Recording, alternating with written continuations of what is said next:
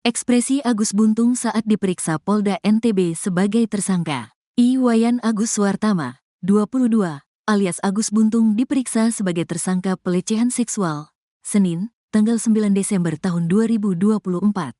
Pemeriksaan berlangsung di ruang Subdit 4 Renakta Ditreskrimum Polda NTB di Mataram.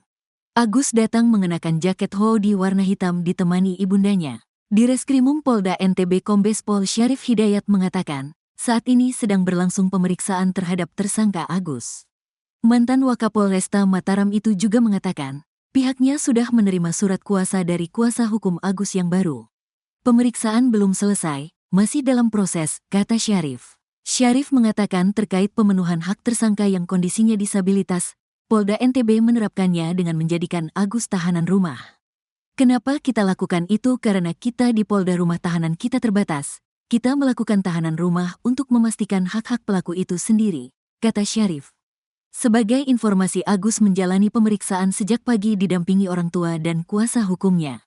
Menteri Sosial Republik Indonesia, Mensosri, Saifullah Yusuf alias Gus Ipul turun langsung memantau proses hukum Agus Buntung. Gus Ipul mendatangi langsung Polda Nusa Tenggara Barat, NTB, di Mataram, Senin, tanggal 9 Desember tahun 2024, untuk memastikan pelayanan bagi disabilitas yang berhadapan dengan hukum sudah sesuai standar. Dia mengapresiasi Polda NTB yang sudah membuat surat keputusan Kapolda terkait penanganan disabilitas yang berhadapan dengan hukum. Menurutnya, Polda harus memastikan akomodasi yang layak bagi tersangka disabilitas. Beliau, Kapolda NTB, sudah mempunyai pedoman bagaimana melayani penyandang disabilitas yang berhadapan dengan hukum, kata Gus Ipul, Senin, tanggal 9 Desember tahun 2024. Gus Ipul sempat bertemu dengan Agus. Dia menanyakan terkait kondisi tersangka sekaligus berdiskusi dengan kuasa hukum Agus. Saya tanya kondisi baik-baik saja. Dia, tersangka, jawab baik-baik saja, kata Saifullah. Rayuan manis Agus Buntung pada wanita terekam, usai percaya diajak ke homestay. Bocor rekaman suara Agus Buntung saat merayu wanita. Dalam rekaman suara, terdengar Agus Buntung merayu korban untuk bisa diajak ke kamar homestay. Agus Buntung benar-benar ahli dalam memanipulatif agar bisa melecehkan wanita. Dari rekaman suara, Agus seolah memiliki kemampuan spiritual untuk membimbing wanita. Kakak cantik, jangan mau merusak diri, saya percaya kakak bisa. Punya ilmu kan, katanya. Saya tidak suka orang lemah, lap air mata itu. Nanti seperti apa muka kamu, tambah Agus Buntung. Agus mengatakan wanita itu tak akan bisa salat karena terhalang dosa. Kakak bersih, sampai kakak salat pun tidak bisa karena ada ganjalan, kata Agus Buntung. Perjuangan kakak kan hanya hidup sendiri, berjuang sendiri. Benar gak, nekat karena hal sepele. Kakak mau nekat, bisa gak aku minta kakak jangan nekat? Bertobatlah, katanya. Ia bahkan rela mengorbankan nyawanya demi wanita tersebut. Nyawa saya kasih ke kakak. Biar kakak tahu bahwa kakak berarti bagi dunia ini, kata Agus Buntung. Dia mengatakan menyadari bahwa wanita itu belum percaya padanya. Setengah percaya, sedikit percaya, itu pikiranmu sekarang. Karena kamu baru kenal saya bisa baca langsung kok.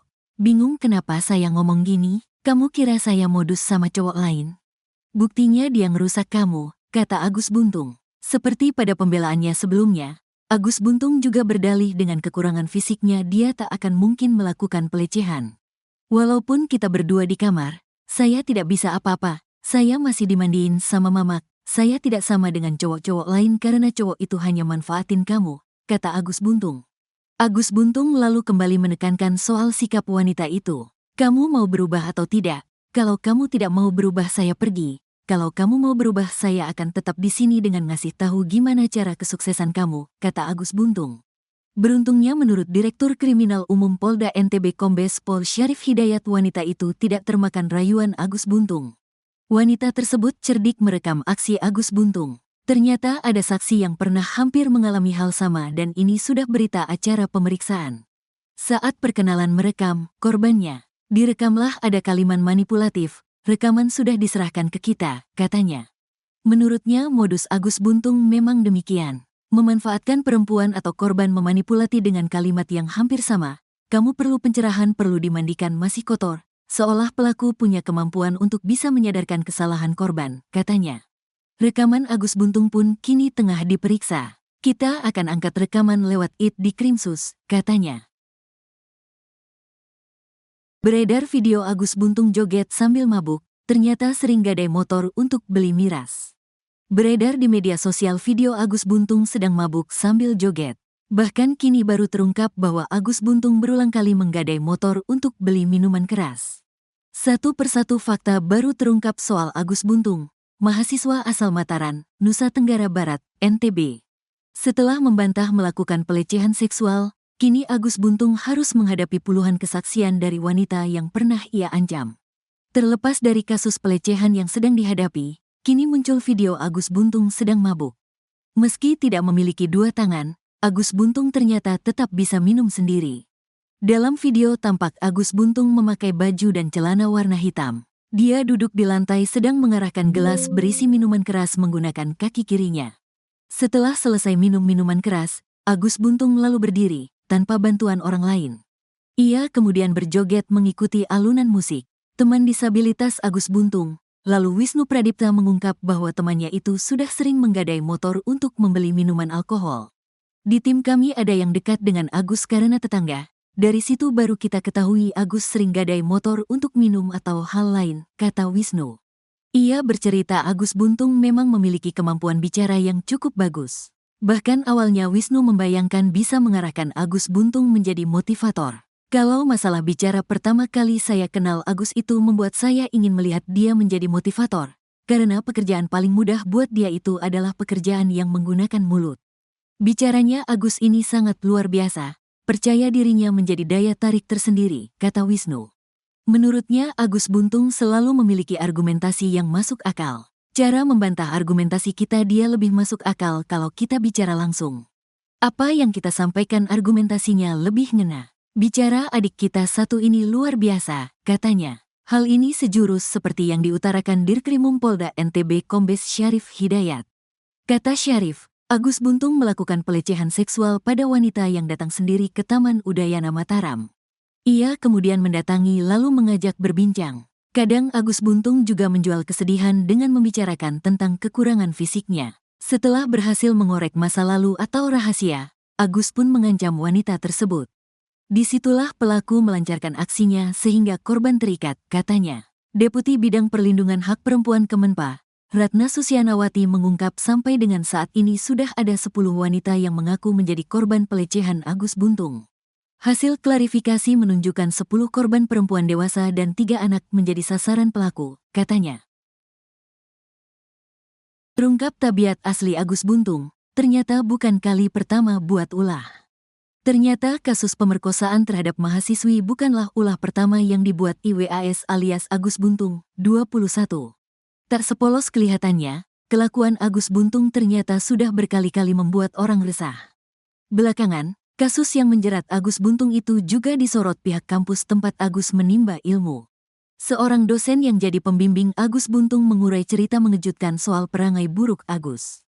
Ternyata selama ini Agus kerap membuat pihak kampus resah dengan ulahnya. Karenanya dosen pembimbing akademik, PA, bernama Imaderia Taurisia Armayani tak heran jika Agus Buntung ditetapkan sebagai tersangka kasus pemerkosaan oleh Polda NTB.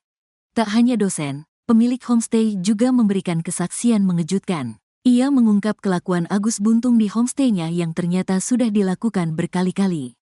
Dilansir tribunnewsbogor.com dari laman kompas.com, Agus Buntung rupanya pernah memfitnah sang dosen. Imaderia mengaku pernah didatangi pihak dinas sosial karena dilaporkan oleh Agus Buntung. Agus ini berbohong, saya selaku dosen PA dianggapnya, Agus tidak menginginkan dia kuliah. Padahal tidak dalam cerita konteks itu, ujar Imaderia. Fakta sebenarnya yang terjadi adalah Imaderia meminta agar Agus membayar uang kuliah tepat waktu. Diungkap sang dosen, Agus sejatinya adalah penerima beasiswa KIPKA dari pemerintah. Tiap tahun Agus mendapatkan uang beasiswa sebesar 13 juta rupiah, sementara biaya UK-nya hanya 900 rupiah ribu per semester. Namun Agus tak kunjung membayar UKT tepat waktu. Karenanya, Imaderia pun membantu Agus dengan cara membuka sistem pembayaran yang sudah ditutup, tapi Agus masih diberi kesempatan. Tapi rupanya, niat baik Imaderia itu disia-siakan Agus. Saya telepon ibunya, Agus, selama 3 hari waktu itu. Ternyata tidak ada upaya dari Agus maupun ibunya untuk membayar, imbuh I Maderia. Lantaran hal tersebut, I Maderia tak menggubris saat Agus kembali minta keringanan untuk membayar UKT. I Maderia juga ogah meminjami uang kepada Agus karena pembayaran UKT sudah tidak bisa lagi dilakukan. Gara-gara hal itu, Agus pun tidak lagi menerima beasiswa KIPKA sehingga harus membayar UKT dari biaya sendiri. Hal tersebut yang membuat Agus mengadukan dosennya kepada dinas sosial. Tak cuma berkonflik soal UKT, Agus juga kerap berbohong perihal absensi kehadiran. Diceritakan oleh Ria, Agus sebenarnya tidak pernah masuk kelas di awal perkuliahan.